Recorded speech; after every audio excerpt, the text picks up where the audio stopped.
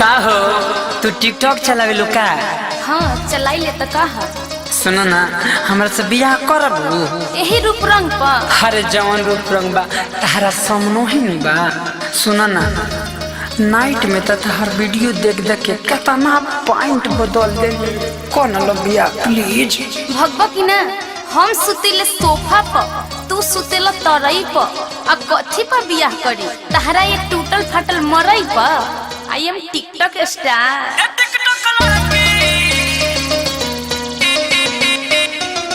कितना लोग हमारा फॉलो करे हो सुबह चाहे शाम है हेलो करे। कितना लोग हमारा फॉलो करे हो सुबह चाहे शाम है हेलो करे। बारू से खुशियाँ हट लगा तारू ऐसे पढ़ देखे दिला हमारा गला धड़की। हाय रे हाय पतर की खेला बारू बड़ की रे टिकटॉक लड़की। हाय रे हाय पतर की हाय रे हाय समर की।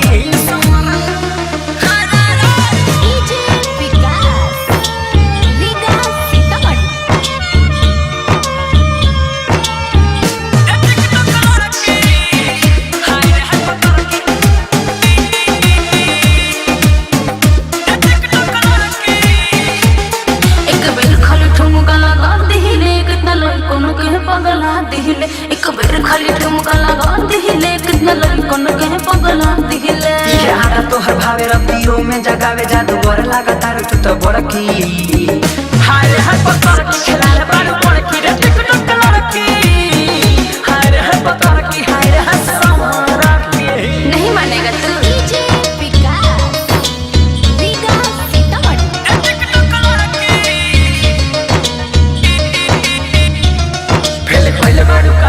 पाली के फोटो हाफ पैंट वाले अपन डाली के फेल कोइल बड़ी काल हमरा पाली के फोटो हाफ पैंट वाले अपन डाली के।